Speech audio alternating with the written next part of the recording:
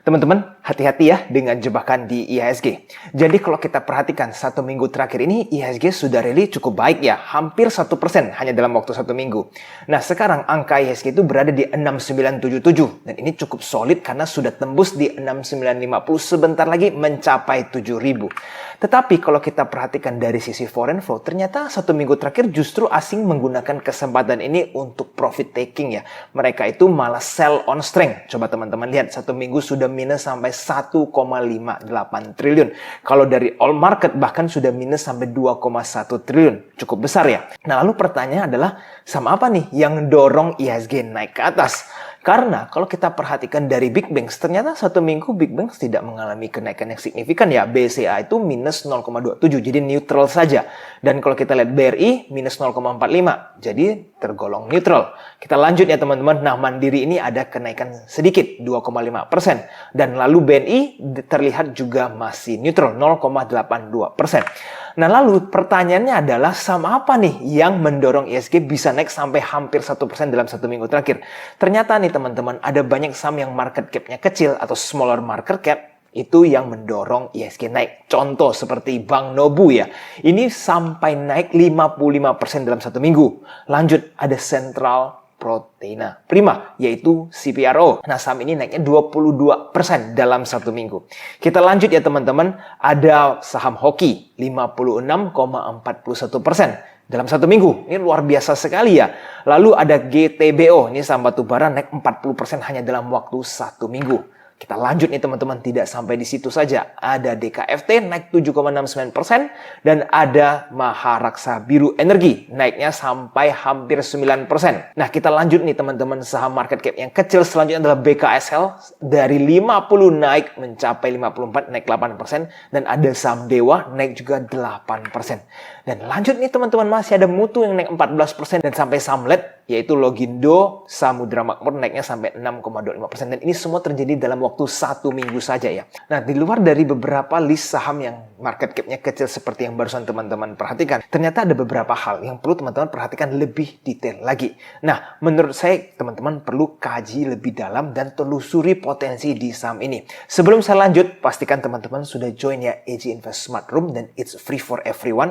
Kita itu selalu adakan weekly talk setiap hari Minggu jam 8 malam, dan saya selalu post informasi atau berita-berita terbaru seputar saham ataupun ekonomi. Teman-teman nanti bisa ketemukan linknya, tinggal join di Telegram and it's free. Oke, jadi teman-teman, saham itu yang perlu kita perhatikan lebih dalam lagi ternyata adalah PGEO dan juga BRPT. Coba teman-teman lihat, satu minggu terakhir ternyata mereka juga mendorong IHSG naik ke atas ya. Bagaimana tidak, PGEO itu market cap-nya besar, mereka naik 30% hanya dalam waktu satu minggu. Lalu ada BRPT naiknya 15% dalam satu minggu. Nah, kalau mungkin teman-teman ada yang mengatakan bahwa kok mungkin itu karena carbon trading ya. Tetapi kalau kita perhatikan ARKO dan juga KIN, itu kan terpengaruh sentimen carbon trading. Mereka satu minggu naiknya tidak terlalu signifikan. Seperti tadi PGEO dan juga BRPT yang belasan persen, naiknya 2 digit. Nah, berarti ada hal yang mungkin kita kemis nih. Ada apa sih yang bikin kedua saham itu rally begitu kencangnya? Jawabannya ada di Medco ini teman-teman. Nah, pada saat Medsi naik sampai 20% satu minggu, ini bikin saya dapat informasi lebih. Ternyata ada benang merah nih. Kenapa bisa sampai BRPT, PGEO dan juga Medsi naik begitu tingginya dalam satu minggu terakhir? Nah, ternyata jawabannya ada di sini teman-teman. Lihat, yang paling atas itu BRPT, yang kedua ini adalah PGEO, dan yang ketiga adalah Medsi. Teman-teman tahu nggak? Yaitu jawabannya di geothermal. Ketiga perusahaan ini bergerak di bidang energi dan mereka mempunyai geothermal. Nah, dan ini membuat mereka ketiga-tiganya naik secara kompak. Berarti ada investor di luar sana, kita nggak tahu siapa ya, yang membidik geothermal yang ada di Indonesia. Sehingga ketiga saham yang mempunyai geothermal cukup besar ya, itu naiknya lumayan tinggi. Oke? Nah, teman-teman, kita lanjut dari sisi bandarmologinya. Kita mulai dari BRPT dulu ya, saya tarik untuk satu minggu terakhir periodenya. Teman-teman, kalau perhatikan BRPT sementara ini akumulasi masih berlanjut ya. Kalau teman-teman lihat pada saat video ini dibuat, harga BRPT itu mencapai 1.200, dan kalau kita perhatikan buying average ya, atau average harga bandar, Harga mereka di range 1100-an ya. Jadi tidak terlalu jauh dengan harga sekarang. So, dari sisi bandarmologinya, BRPT kalau teman-teman kepingin scalping atau swing pendek, boleh. Tapi kalau teman-teman mau invest di harga sekarang, sudah cukup mahal ya, karena rally-nya sudah belasan persen, bahkan hampir puluhan persen kalau kita tarik dari harga terendah mereka. Kita lanjut ke bagian METSI ya teman-teman. Kalau METSI ini 1 minggu terakhir juga terlihat ada akumulasi, tapi sedikit sekali, karena cukup berimbang. Cuma teman-teman perlu tahu bahwa yang berjualan itu ada YP, ada retail-retailnya. Jadi sementara waktu ini METSI masih layak untuk teman-teman mungkin scalping. Jika ada retrace teman-teman mau scalping, silahkan masih boleh. Dan kalau kita lihat dari harga market di 1290 pada saat video ini dibuat, harga bandar relatif ya sudah sedikit lebih jauh dari BRPT ya. Ada yang di 1065, ini OK. Dan di bandar terbesar BK dan AK ini menurut saya BK harganya cukup bagus di 1160. Jadi lumayan jauh dari harga market sekarang ya. Jadi teman-teman tetap harus batasi resikonya. Nah, sekarang bagaimana dengan PGAO? Kalau kita pelajari broker summary PGAO, ini berbeda. Mereka sudah mulai ada profit taking. Artinya apa teman-teman? Coba lihat. Nah, broker yang berjualan adalah BK, AK, OD, KI, dan AG. Ini rata-rata big player semua ya. Nah, bahkan kita lihat sampai ke top 10 pun, ini tidak ada broker retail. Nah, kemana nih para retailnya? Coba kita lihat di sisi top buy. Ada siapa nih teman-teman? Ada XC, ada XL, ya, dan juga ada SQ dan PD. Nah, teman-teman lihat dari sisi top buy mereka, ini jumlah XC hampir mengimbangi BB, ya, Verdana Sekuritas yang isinya big player. Jadi retail di dalam ini cukup banyak ya. Nah, YP saya tidak lihat di kedua top buy atau top sell. Menurut saya YP ini lebih banyak scalpernya. Jadi mereka berada di tengah-tengah. Sehingga kalau kita lihat dari sisi bandarmologinya, kesimpulan terdekat adalah PGO ini sudah hampir habis. Ya, jadi teman-teman kita lihat nih, apakah dia akan mulai berbalik arah di 1450 atau 1500, tidak ada yang tahu. Cuma teman-teman jangan terlalu FOMO lagi di saham yang satu ini. Karena retail sudah mulai pungut barang-barang big player dan big player sudah berhasil exit. Ingat, mereka ini sudah rally cukup tinggi dibanding dari harga IPO mereka. Oke, jadi teman-teman perhatikan ya, ada XL dan CC ini menjadi top buy di saham PGO ini. Kalau mereka semakin banyak di beberapa hari ke depan, semakin hati-hati di saham yang satu ini ya. Nah teman-teman, kebetulan membahas tentang bandarmologi bagi para pemula yang mungkin baru ketemu video EJ Invest. Jika ingin belajar nih, apa sih bandarmologi, nggak ngerti sama sekali, atau bahkan konsep bandarmologi seperti apa, teman-teman bisa daftar sampai jam 3 sore ya, karena setelah itu pendaftaran akan ditutup, sudah tidak bisa bergabung lagi. Dan seminarnya akan dimulai jam 5.30 via Zoom. Teman-teman yang kepingin belajar lebih banyak tentang bandarmologi, khususnya para pemula, sangat layak karena harganya sangat murah, 99.000 doang. Oke teman-teman, kita lanjut membahas tentang air quality di Jakarta ya. Teman-teman lihat, ini bisa langsung cek di dalam Google. Jakarta itu keadaan sekarang polusinya sudah sangat parah ya. Teman-teman lihat, kita nomor 1 sih basically, karena nomor 1 sama nomor 2 sama. Lahore Pakistan dan Jakarta Indonesia ini sama buruknya keadaan polusi udaranya.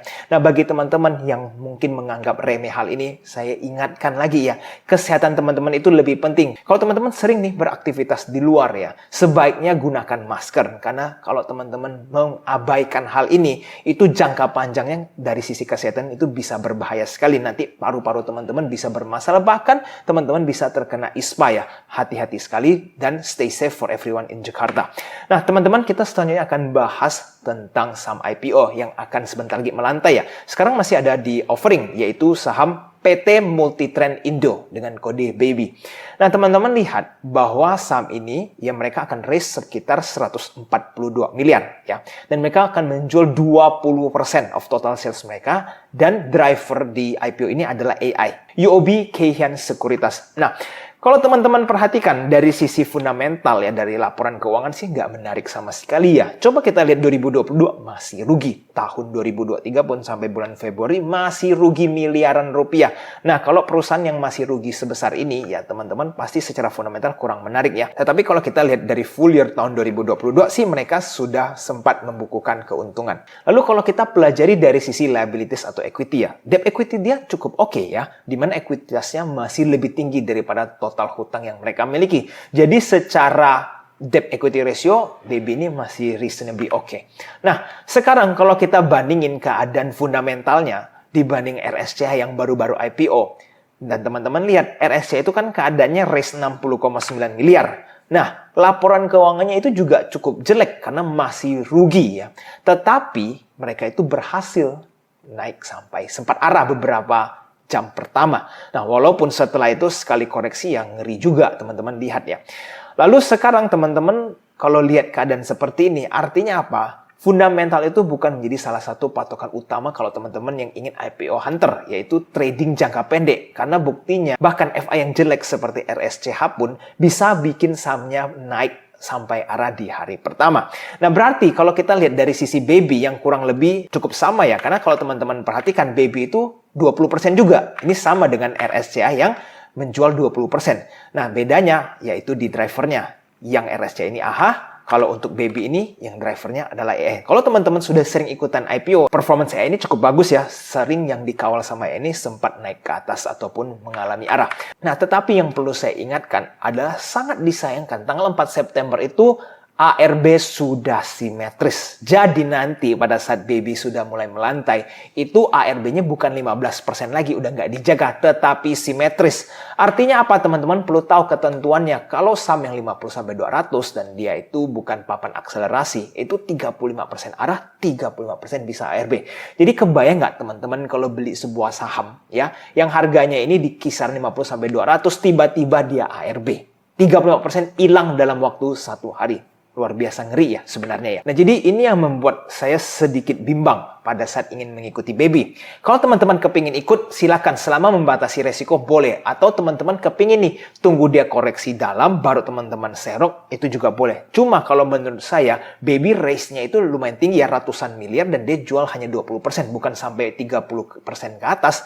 Maka yang kepingin ikut baby ini boleh-boleh saja, tapi dana kecil dulu ya. Siapa tahu dia bisa turun, teman-teman nanti average down, siapa tahu dapat kan, baru teman-teman jual pada saat dia rebound.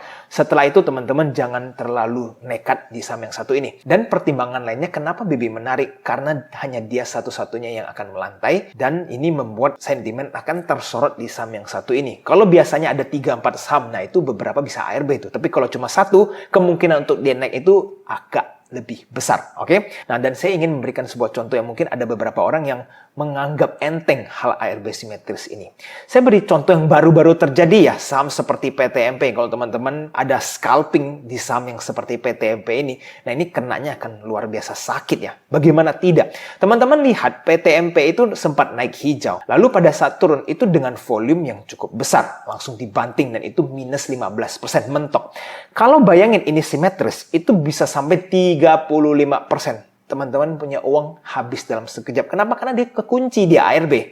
Nah, hal-hal seperti ini kalau teman-teman luput, asik scalping, lupa batasi cut loss, itu nanti cuannya 1-2%, sekali cut loss minus 35%. Teman-teman harus berapa kali cuan untuk merecover diri dari minus 35% itu atau minus 25%.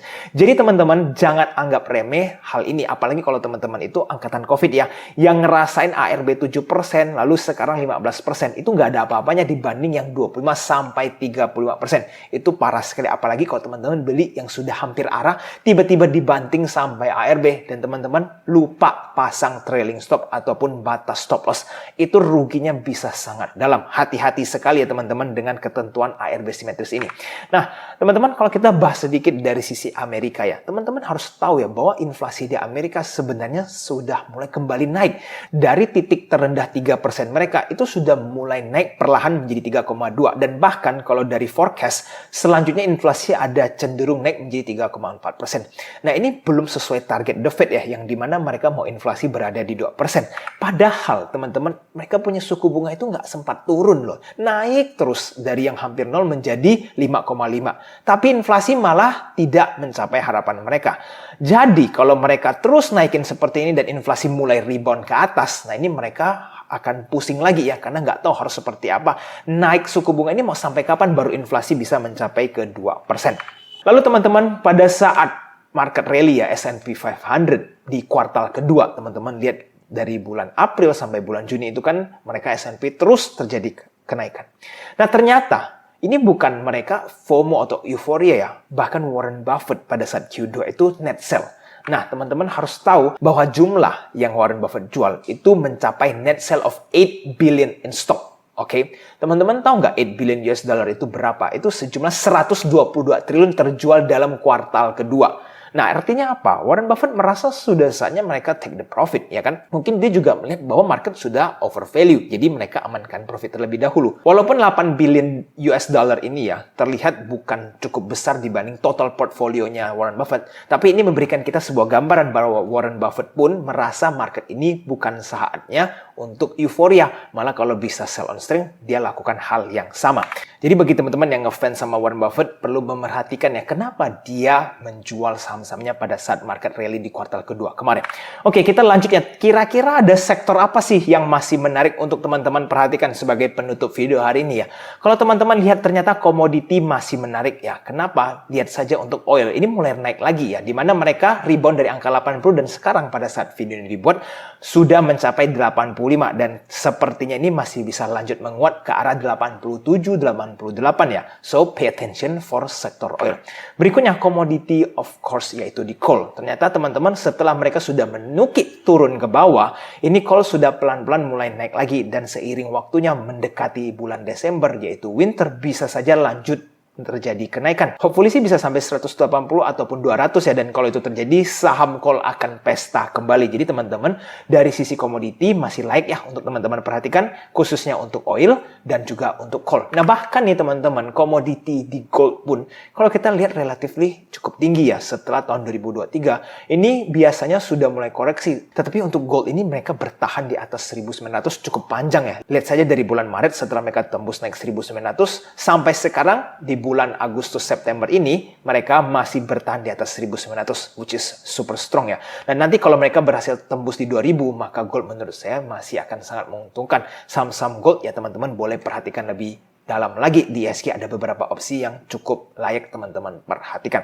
Oke teman-teman, video hari ini sampai di sini dulu ya. Saya ada pertanyaan buat teman-teman semua. Apakah teman-teman lebih suka ARB-nya yang simetris atau pada saat zaman COVID yang dibatasi 7%? Karena masing-masing ada kelebihan dan kekurangannya. Nah teman-teman boleh komen di bawah ya, teman-teman itu tim yang suka ARB simetris atau yang pada saat COVID ARB itu cuma 7%. Dan teman-teman, jika teman-teman merasa video ini bermanfaat, jangan lupa ya untuk tekan tombol like-nya dan share video ini ke orang lainnya supaya lebih banyak lagi yang dapat manfaat saat menonton video Edge Invest. Sampai jumpa di video selanjutnya. I'll see you again next time. Bye-bye.